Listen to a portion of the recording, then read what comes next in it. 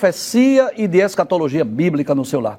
Eu quero mais uma vez agradecer por sua audiência, a você que é aluno deste curso de profecia bíblica, a você que gosta de estudar os eventos escatológicos, a você que acompanha a nossa programação pela TV ou pela internet. Que Deus te abençoe. Seja muito bem-vindo aos instantes finais. O sincero desejo do nosso coração é que não só os instantes finais, mas toda a programação da Rede Brasil esteja sendo uma bênção em sua vida. Se você já é cristão, que você possa crescer espiritualmente, ser edificado, conhecer com mais detalhes, com mais profundidade acerca das profecias e dos eventos escatológicos.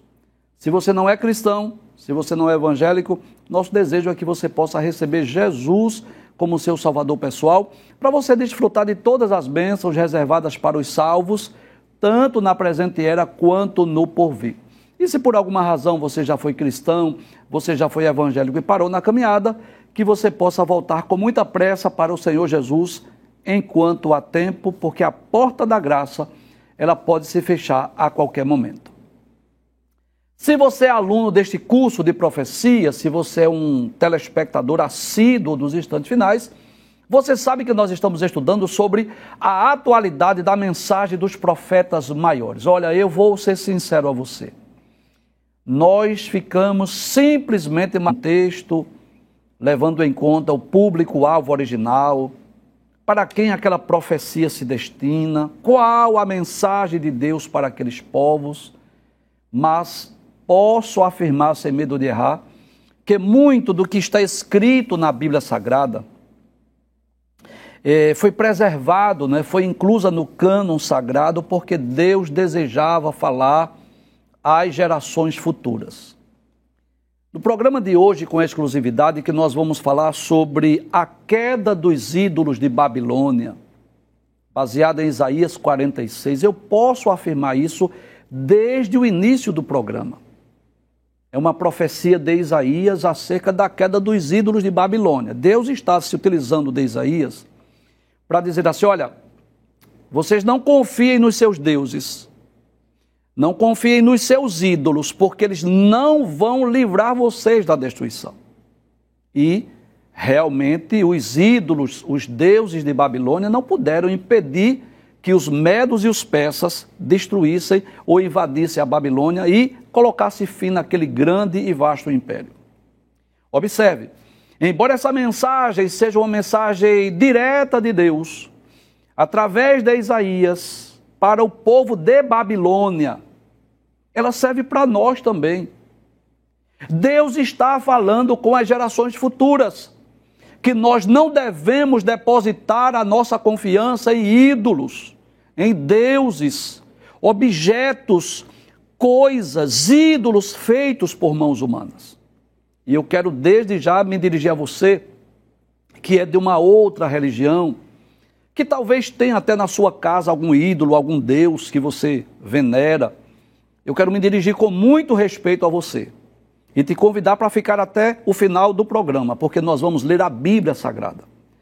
Nós não vamos falar hoje de ideologias, filosofias humanas, baseadas em crendice, baseadas em teologias. Não, nós vamos hoje tomar por base, como sempre fazemos, a inerrante e infalível palavra de Deus.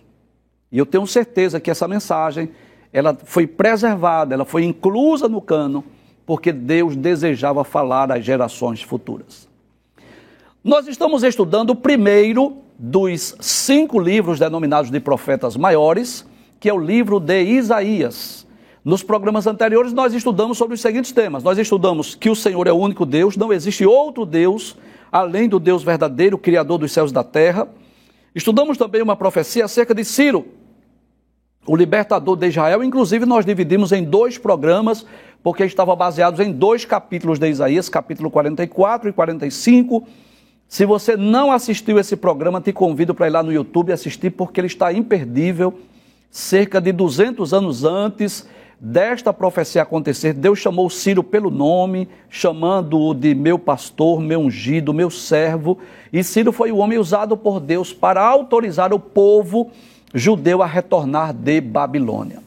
Hoje nós vamos estudar sobre o seguinte tema: a queda dos ídolos de Babilônia, que está baseado no capítulo 46 do livro de Isaías. Vamos ler a introdução da nossa aula, que é importante para nós entendermos a mensagem. Diz assim: no capítulo 46 do livro de Isaías, o Senhor anuncia a destruição dos ídolos de Babilônia.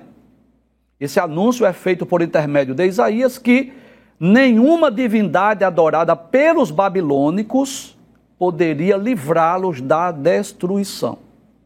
Lemos também neste mesmo capítulo acerca da grandeza e da soberania do nosso Deus, que anuncia antecipadamente o que ele vai fazer e o que está prestes a acontecer.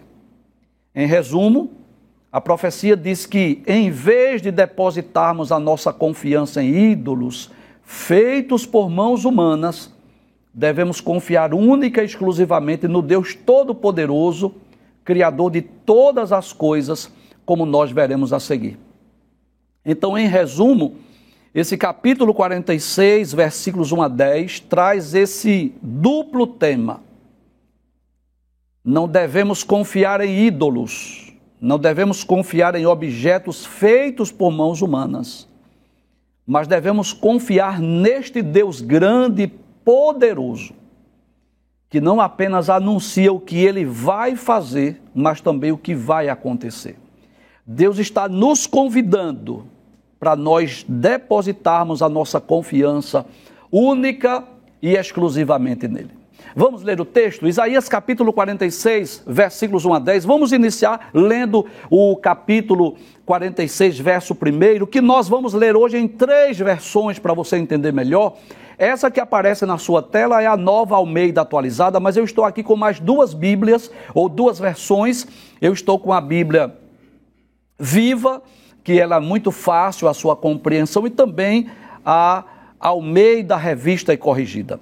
Na Nova Almeida atualizada, que esse que está na sua tela, diz assim: Bel se curva, Nebo se abaixa. Professor, o senhor pode me ajudar me explicando quem é Bel e quem é Nebo, porque não são nomes assim muito comuns na Bíblia. Quem é esse tal de Bel? Quem é esse tal de Nebo? Eu vou lhe dizer, Bel e Nebo eram ídolos de Babilônia. Pode trazer a tela. Deuses, divindades que eram adoradas na Babilônia. Inclusive, eu vou ler um texto no livro de Daniel que você conhece. Você sabe que Daniel e 3 amigos, Misael, Ananias e Azarias, quando foram levados para a Babilônia para trabalhar no palácio, os babilônicos, mudou os seus nomes. Daniel deram o nome de Beltesazar, Ananias, Misael e Azarias colocaram o nome de Sadraque, Mesaque e Abednego, não é assim? E ao menos 2 desses nomes estão relacionados a essas 2 divindades, Bel e Nebo. Então, se você está com a sua Bíblia, eu quero que você leia comigo, por favor. Por exemplo, Daniel capítulo 1, eu vou ler esse texto e depois eu vou explicar. Capítulo 1, versículos 6 e 7, diz assim de Daniel: E entre eles se achavam dos filhos de Judá Daniel, Ananias, Misael e Azarias, nomes hebraicos dados pelos pais deles, não é? E o chefe dos eunucos lhes pôs outros nomes, a saber, a Daniel pôs o nome de Beltesazar. Olha que coisa interessante. Você sabe o que significa o nome Daniel? Daniel significa Deus é meu juiz. Foi esse o nome que os pais de Daniel deram.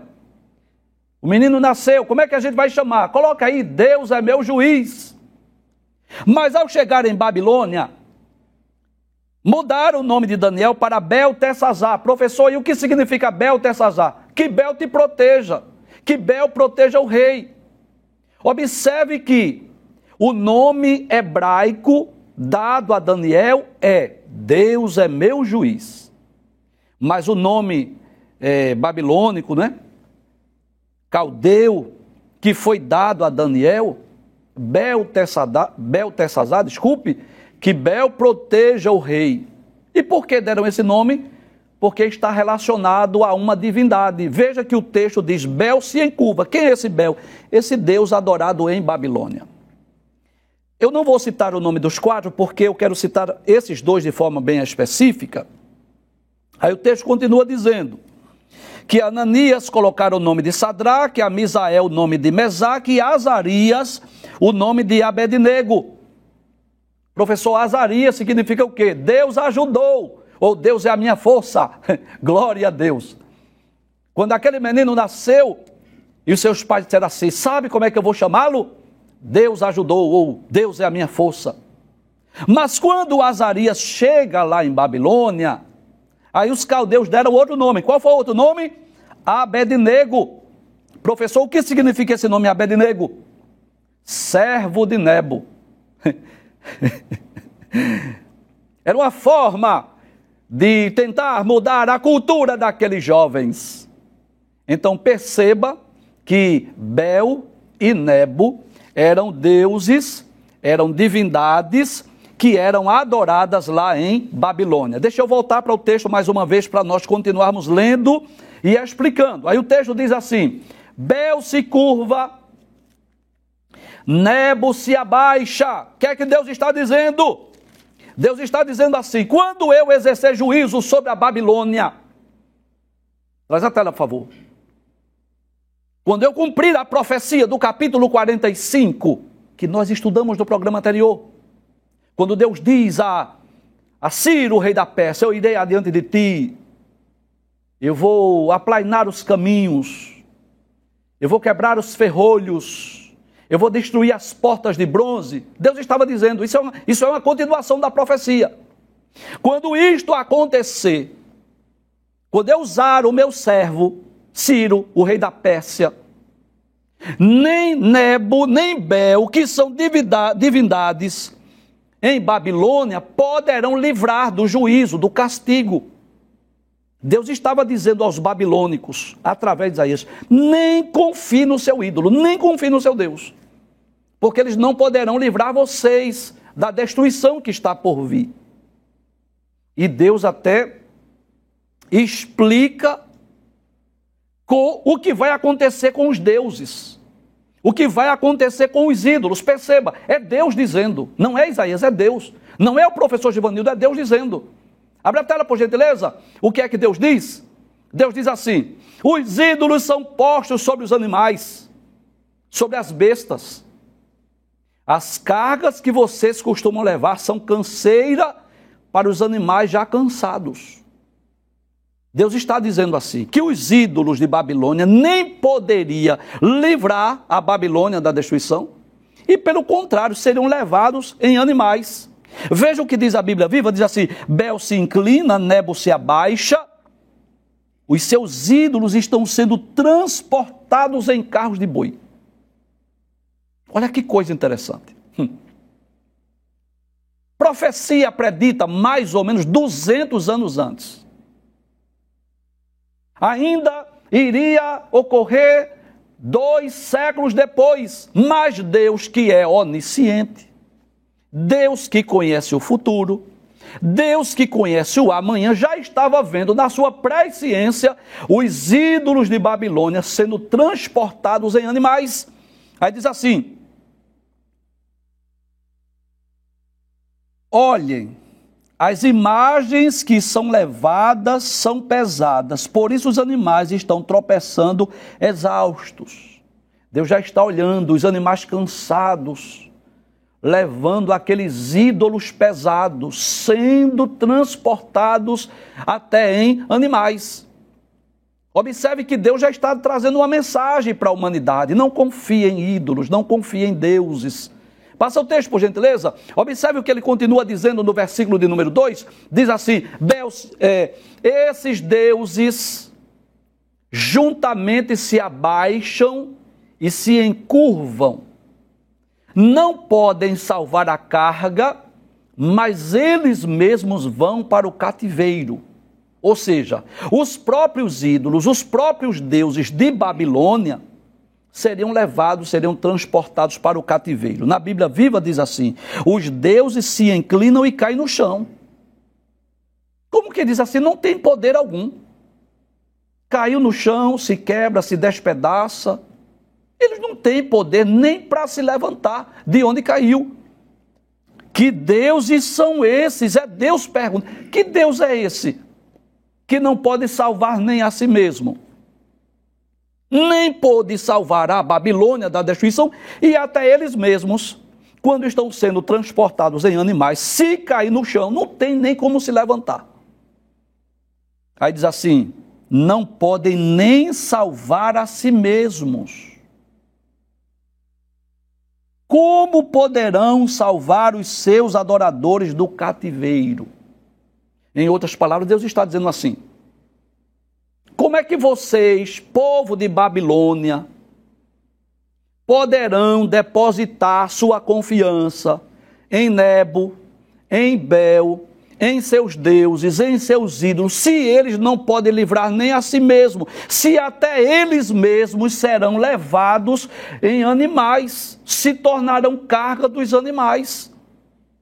Quando chegar aqui, Ciro, Dario, os medos, os persas, que invadiram a Babilônia, eles não terão interesse em vocês, nos deuses de vocês. E o que é que eles vão fazer? Vão pegar os animais que carregam cargas, vão colocar sobre eles os deuses de vocês e eles vão levar. Aí é Deus quem pergunta. Os deuses se inclinam e caem no chão. Que deuses são esses? Não podem nem salvar a si mesmos. Como poderão salvar os seus adoradores do cativeiro? E eu peço permissão para dizer isso a você, mas é com muito temor, muito carinho, é com desejo que você conheça a verdade. Eu não fui chamado para afrontar religiões, eu não fui chamado para denegrir religiosidade de ninguém. Eu aprendo a respeitar as religiões das pessoas. Eu aprendi isso. Deus me ensinou isso. Agora eu fui chamado para abrir os seus olhos, para lhe advertir, para dizer que Deus abomina, Deus condena a idolatria. Deus condena a adoração a ídolos. Isso está muito claro na Bíblia Sagrada. Há vários textos que nos ensinam essas verdades. E se você dispõe de uma Bíblia, você pode ler na sua Bíblia. Ou você pode anotar para você ler depois. Deixa eu ler aqui alguns versículos onde Deus condena a idolatria.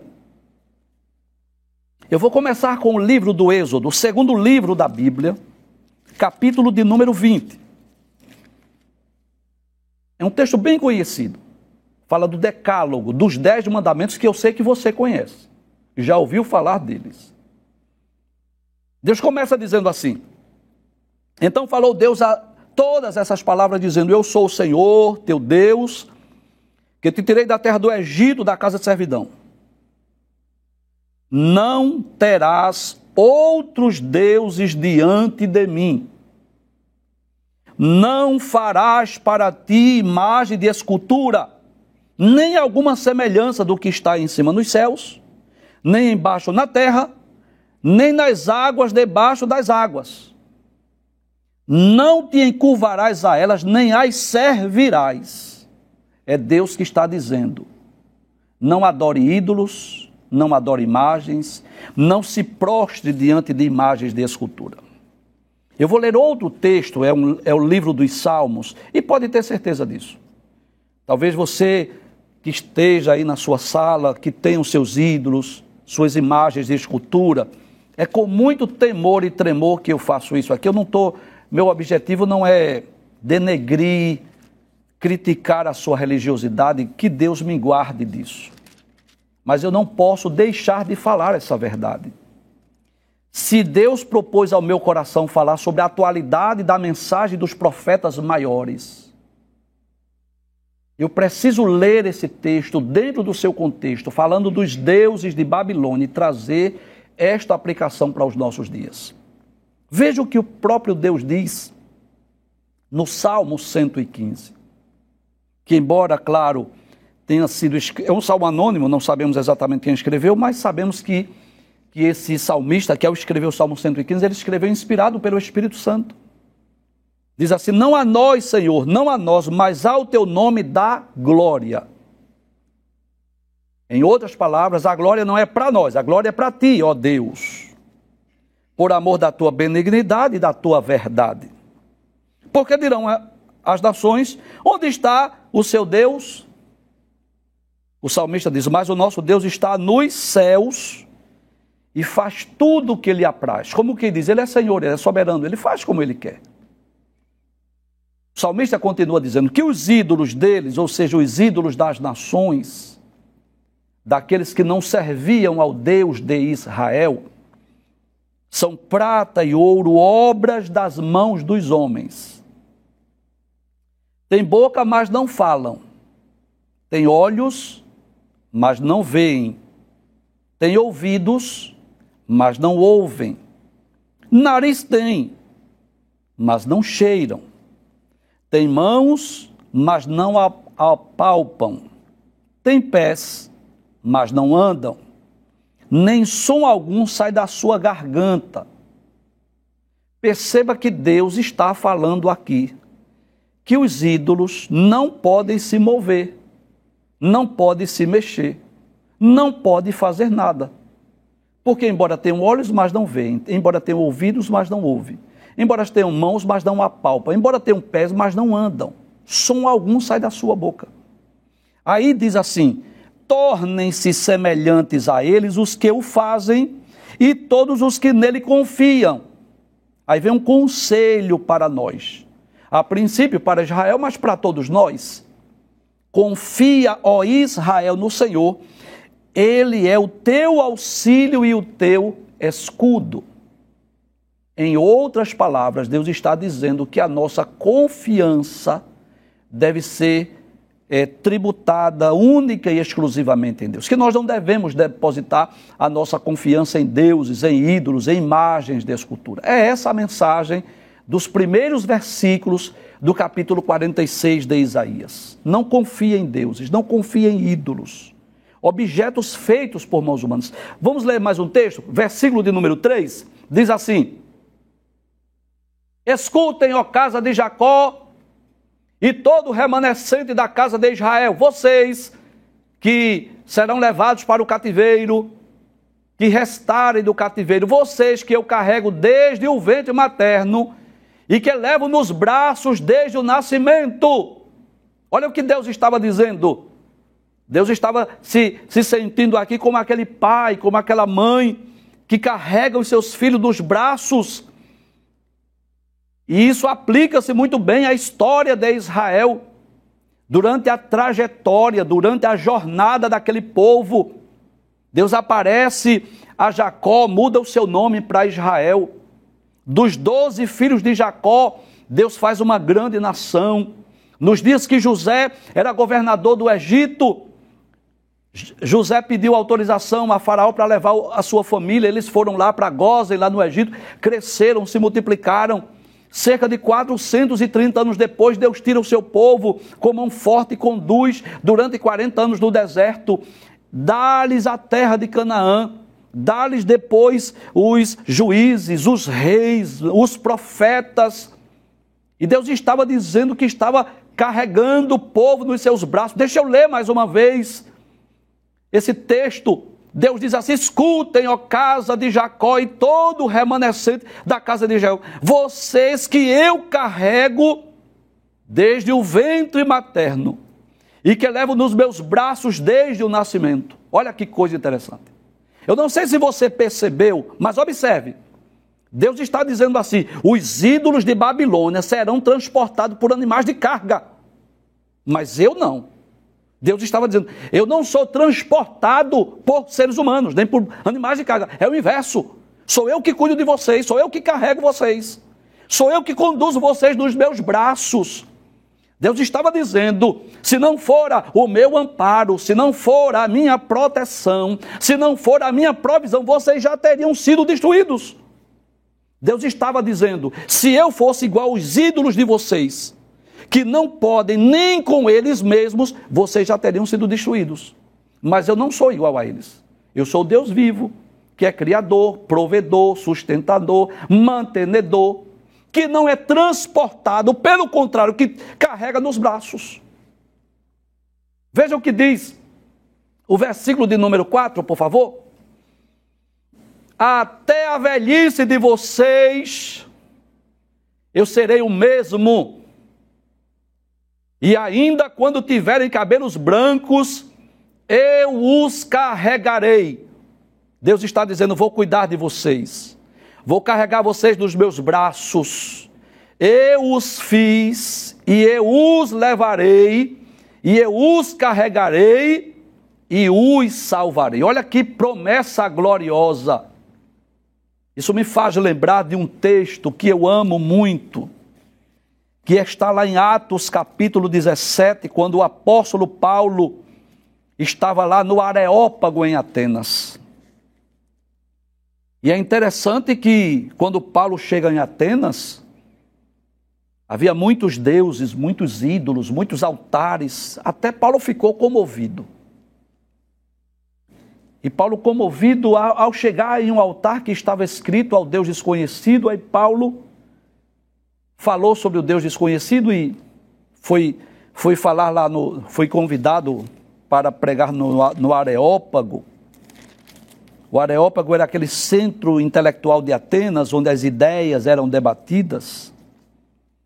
Aí Paulo, falando desse Deus conhecido, que os atenienses adoravam sem conhecê-lo, Paulo diz assim, capítulo 17, versículo 24. O Deus que fez o mundo e tudo que nele há, sendo o Senhor do céu e da terra, não habita em templos feitos por mãos de homens. O Deus Criador não habita em templos. Nem tampouco é servido por mãos de homens, como que necessitando de alguma coisa. Não, Deus não é servido por mãos de homens. Aí Paulo diz, pois ele é o que dá a todos a vida, a respiração e todas as coisas. Ou seja, esse Deus que é criador é o que dá a todos a vida, a respiração e todas as coisas. No versículo 28, Paulo diz, porque nele vivemos e nos movemos e existimos. Então o Deus verdadeiro não habita em templos feitos por mãos humanas, porque ele é que é criador, provedor, sustentador, mantenedor. E Deus está fazendo uma promessa aos filhos de Israel. Depois que Deus repreende os babilônicos, os caldeus, por confiarem nos seus deuses e seus ídolos que não poderiam livrá-los, e até Deus já estava de antemão anunciando que eles seriam carregados, transportados em animais de cargas, Deus disse, agora vocês não. Eu vou cuidar de vocês, eu tenho cuidado de vocês, eu estou carregando vocês nos meus braços, e até a velhice de vocês eu vou cuidar. Como que diz assim, eu não vou abandonar vocês, eu não vou desamparar vocês. Deus estava mostrando a diferença de quem ele é para os ídolos. Que enquanto os ídolos não podem livrar, Deus disse assim, agora eu posso livrar vocês. Deixa eu ler o texto mais uma vez. Deus diz, até a velhice de vocês, eu serei o mesmo, eu não mudo. E ainda quando tiverem cabelos brancos, eu vou carregar vocês, eu os carregarei. Eu os fiz, ou seja, Deus é criador, eu os levarei, vou conduzir vocês e eu os carregarei e os salvarei. Olha, Deus fazendo uma promessa aos filhos de Israel. Veja o que diz o versículo 5, por favor. Diz assim, com quem vocês vão me comparar? Traz a tela, por favor. É como se Deus dissesse assim, tem algum Deus, tem algum ídolo, tem alguma divindade que vocês possam me comparar? É como se Deus dissesse assim, aquele período que vocês estavam lá em Canaã, que vocês conviveram no meio de nações ímpias, pagãs, que adorava Baals, Baalins, Astarote, tem algum Deus daquele lá de Canaã que vocês possam me comparar? É como se Deus dissesse assim, vocês aí que estão em Babilônia, que estão adorando a Bel, a Nebo, a essas divindades aí, tem algum deles que vocês possam comparar comigo? Ele continua, veja o que ele está dizendo, observe, ele diz assim, com quem vocês vão me comparar? A quem eu seria igual? E que coisa semelhante confrontarão comigo, Sabe o que é que eu aprendo? Que Deus é incomparável. Que não há nada e ninguém que possa ser comparado ao nosso Deus. E eu acho bonito que não é os homens que perguntam: com quem vamos comparar o nosso Deus? Não, é Deus que diz assim: vocês vão me comparar com quem? Observe, capítulo 40, versículo 18 de Isaías diz: a quem, pois, fareis semelhante a Deus? Ou com que o comparareis? Versículo 25: a quem, pois, me fareis semelhante, para que ele seja semelhante, diz o santo. É o próprio Deus que pergunta. Há outro Deus que você possa comparar comigo, que seja eterno, onipotente, onipresente, onisciente, imutável, incomparável, inigualável? Não tem. Então vamos usar a lógica. Deus está nos convidando a usar a lógica. Qual lógica, professor? Simples. Se não há outro Deus, não há outra divindade, não há outro ser que possa ser comparado ao Deus de Israel, então a melhor atitude é nós adorarmos o Deus de Israel, o Deus dos hebreus, que é o Criador de todas as coisas, que é o Criador, mantenedor, provedor, supridor de todas as coisas. Se ele é incomparável, se ele é inigualável, se não há outro Deus igual a ele, por que é que eu vou me sujeitar e me submeter a adorar um Deus inferior a ele, se ele é o Todo-Poderoso, o El Shaddai, o Todo-Poderoso, o El Elyon, o Deus Altíssimo, o El Olam, o Deus Eterno? Então, a melhor atitude que nós fazemos é depositar nele a nossa confiança. Passa a tela, por gentileza. Veja o que ele diz no versículo 6. Diz assim: mais uma repreensão aos adoradores de ídolos, os que gastam o ouro da bolsa e pesam a prata nas balanças, contratam ourives para que faça um Deus, e depois se prostram e se inclinam diante dele. O que é que Deus está dizendo? Traz a tela, por favor. A pessoa tira da bolsa o ouro, tira da sacola a prata, leva aquele material para o ourives trabalhar e diz assim: faça um ídolo para mim, faça um Deus para mim.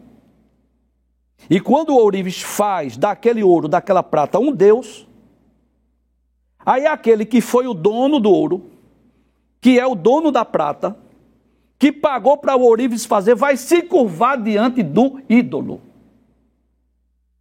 Deus está dizendo: como é que você vai se curvar diante de um ídolo que foi feito com o seu ouro e o ourives ou o artífice foi pago por você para fazê-lo? E como é que você agora vai adorar ele? Aí Deus convida para confiar nele. Deixa eu ler mais uma vez o versículo 6. Diz assim: os que gastam o ouro da bolsa, o ouro da bolsa, e pesam a prata nas balanças, contratam ourives para que façam Deus. E depois se prostram, se inclinam diante dele. Veja o que diz o versículo 7. Eles o põem sob os ombros, levam-no e põem no seu lugar, e aí ele fica. Com muito respeito, traz a tela, porque eu não estou aqui para afrontar ninguém, mas eu estou aqui para explicar a palavra de Deus. É Deus que está dizendo: coloca o ídolo no ombro, coloca um em determinado lugar e ali ele fica. Ele não pode nem sair dali. Ele não tem poder. Deus diz assim: eles o põem sobre os ombros, levam-no e o põem no seu lugar, e ali ele fica. Do seu lugar não se move. Aí o que é que os homens fazem? Recorrem a ele, mas nenhuma resposta ele dá e não livra ninguém da sua tribulação. As pessoas até clamam, rezam, recorre a ele, mas ele não livra ninguém da sua tribulação. Deus está dizendo, não adianta confiar nesse ídolo, porque ele não tem vida, ele foi feito de prata, de ouro. A maior prova disso é essa, quer ver uma prova? Coloque ele no lugar, diga assim, vem cá, balança a cabeça. Ele não se move, ele não se mexe. Deixa eu ler o texto mais uma vez, porque é Deus que diz o versículo 8. Aí Deus diz assim,